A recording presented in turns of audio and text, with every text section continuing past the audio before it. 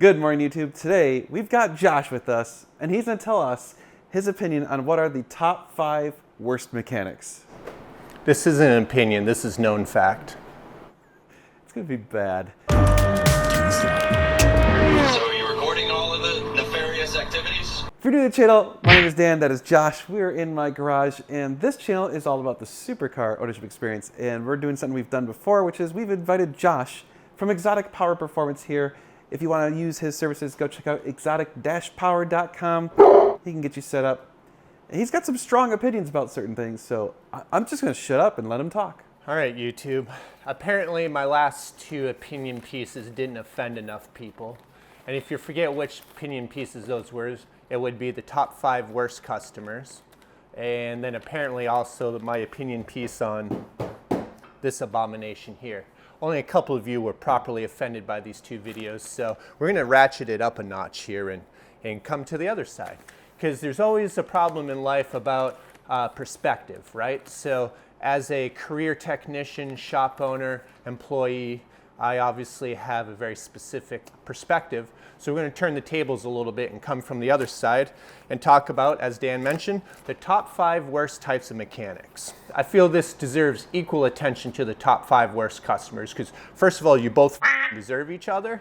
And second of all, you should all stay the away from me in my shop. So we're going to start off with what I like to call the observationist. Okay? The observationist mechanic includes people like customers, right? You don't know anything about the engineering of a car or what it actually takes to actually do anything and perform an actual repair. But maybe you changed your oil once, or you stood in front of Discount Tire while the guy changed the tire on your car. Or maybe you watched YouTube videos a few too often, right? So now you think, because you saw something, you understand everything that goes behind it.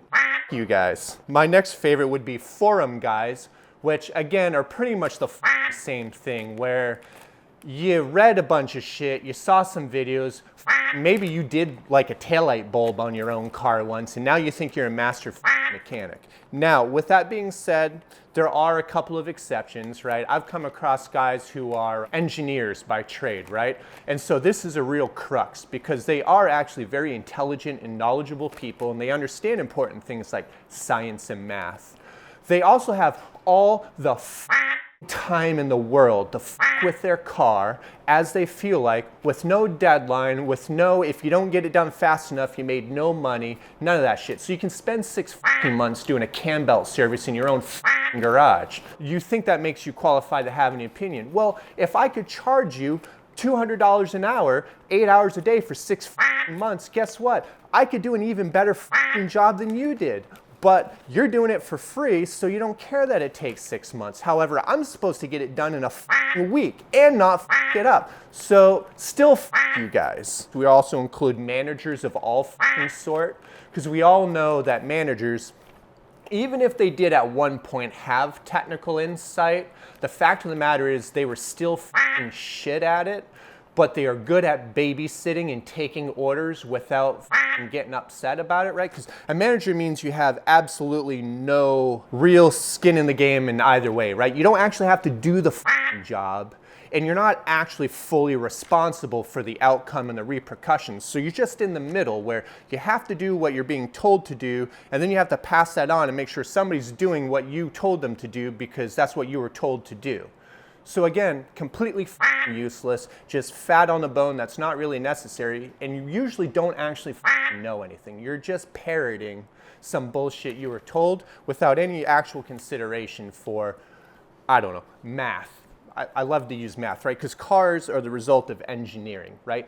Guys sat down and did calculations and used the numbers and physics and things. And this is a known quantity. This is not a black box of magic soup, right? So when you say something that has nothing to do with calculation and math, that's a problem when you're trying to fix a car, and that's managers. Last, and maybe my least favorite on this entire list, are car salesmen. God damn it. Car salesmen are the absolute worst mechanics. You're kind of the worst at everything, honestly, because I feel like once you become a car salesman, You've probably tried several other things and failed miserably at all of it because you have no actual skill set. Your only talent is to run your mouth. And so you become a car salesman because there's no repercussions if you do it wrong. You just get to move on to the next dope who already decided they want to buy the car, whether you run your mouth or not. Carvana and eBay have proven you don't even need car salesmen. People will make dumb purchases for no reason other than their own emotional gratification without your stupid shit in the middle. You can't even put a license plate on the car yourself. You need a mechanic to put a license plate on the car. Ask any mechanic who's ever worked a dealership what it's like dealing with car salesmen. They are the worst car mechanics. So don't ever listen to a car salesman when he tells you what he thinks of a car. Dan here is a small exception to the observationist because with the YouTube channel, the cars are actually on a lift and they're actually apart and everything's actually documented and he actually genuinely tries to do the right thing. So there's one exception to the rule. Generally speaking, because my pants are down. Yeah. I can't hide shit. No, you can't. And that's what makes it work because you are, to the best of your ability, the antithesis of everything in this top column of the observationist. Even though you somehow are all of those things, you also try very hard to be the antithesis. That list literally is a checklist of everything I am. But you actually try to do the right thing, which, you know, it's really a conundrum. But I also don't have an ego about it, and I know my shit stink. Well, you know, and that's the thing, right, is most of these guys tend to be big bluffers, right? They're coming at you with tons of ego and big cocky attitude, and they're going to talk their way right through your face to get what they want, which is the shit out the door and as much money in their pocket as they could possibly squeeze you for. There's always the exception to the rule, but 9.5 out of 10, these guys are bullshit and they cause more problems than good. So number 2, we'll move to what I like to call the bull in a china shop. And we all know a bull in a china shop, right? These dudes, they don't think, they lift heavy stuff, they smash with big hammers, they grab the pry bar, they grab the power tool, they have no tact whatsoever, right? You tend to find these guys in Discount Tire, Jiffy Lube, in dealerships. We call these the flat rate guys, right? You always hear me joke around, I get paid the same price no matter how long it takes. Well, guess what? That means I'm going to take the least amount of time and effort, so I'm going to use the biggest tools and rip through it while paying the least attention. Along with that, you've got the guys that are the rip and shred. You just take a part off and put a part on. You don't look at it. You don't clean it. You don't even know what a torque wrench is, let alone own one. A torque spec, never read one in your life.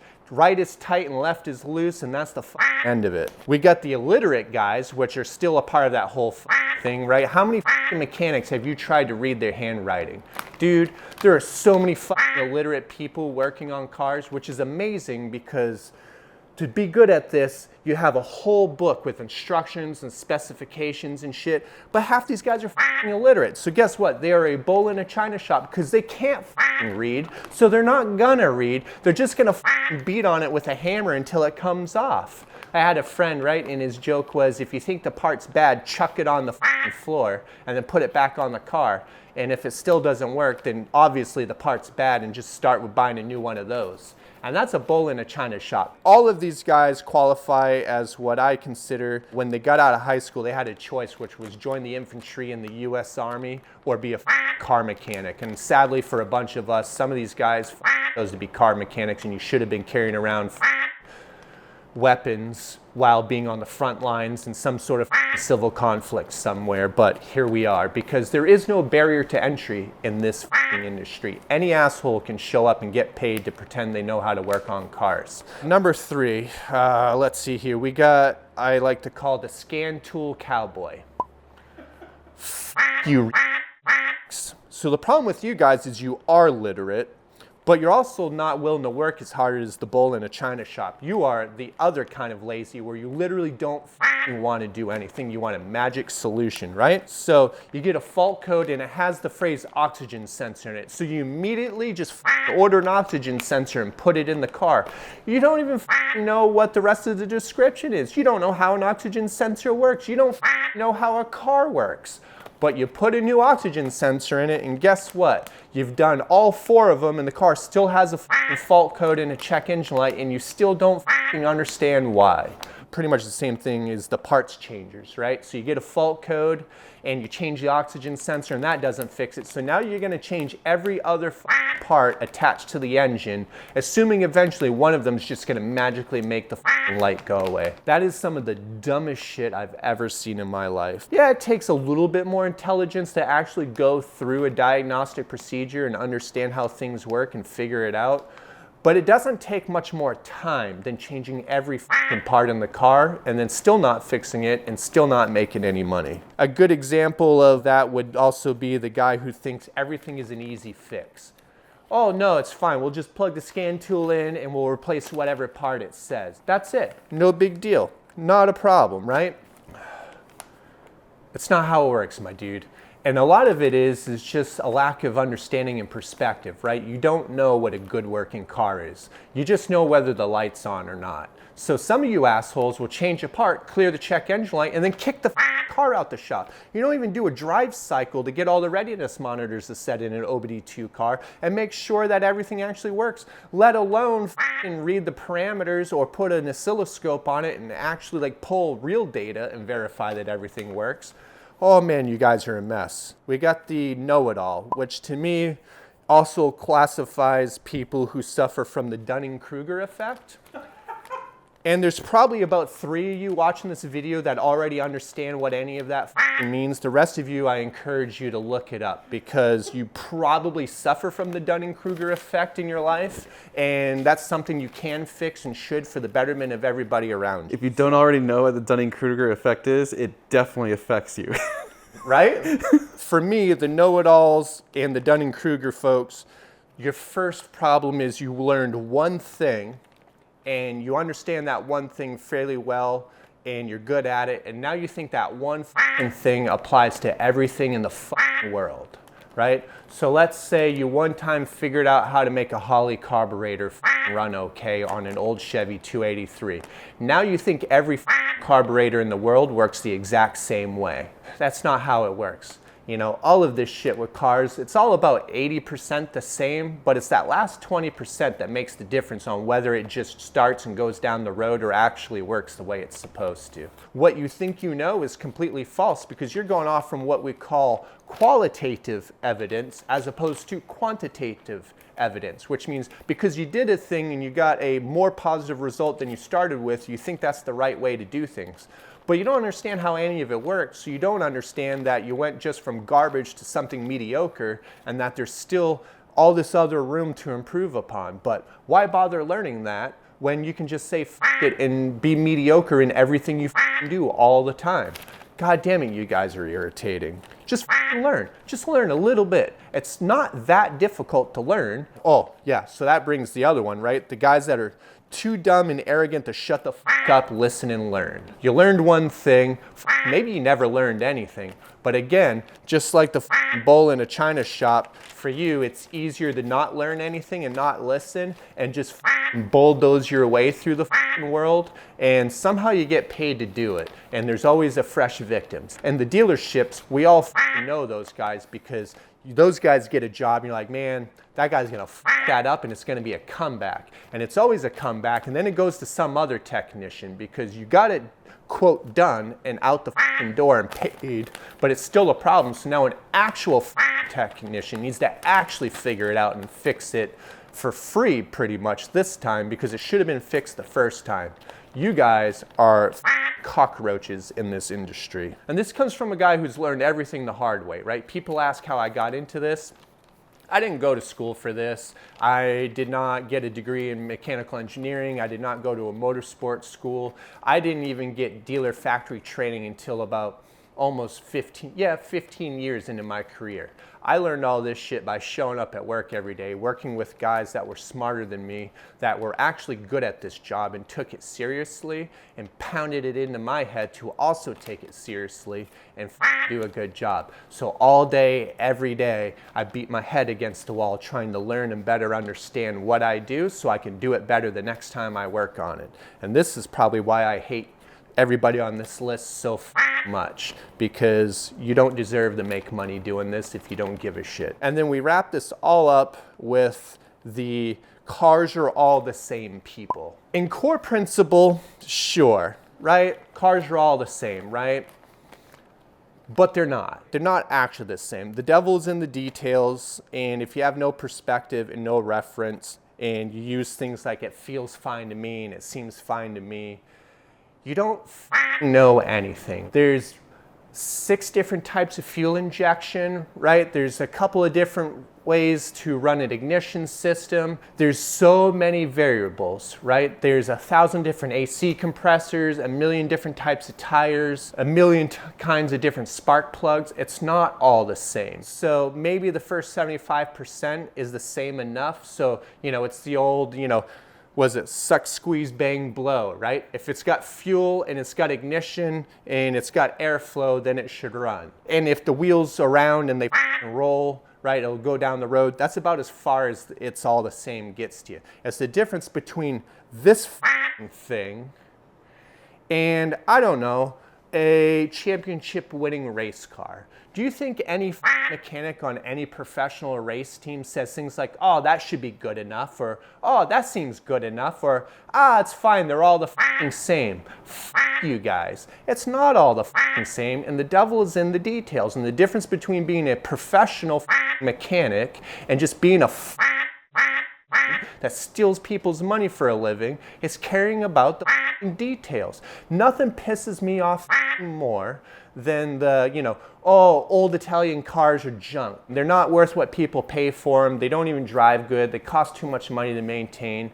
You guys are they're actually really fantastic, but because you all are some dangerous combination of cheap, stupid, and ignorant, the cars get hacked up and they're terrible to drive because you did a terrible job.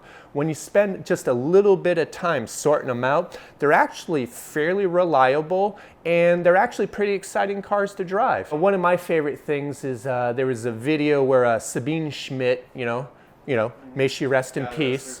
Yes. There's a video of her racing a box truck around Nürburgring.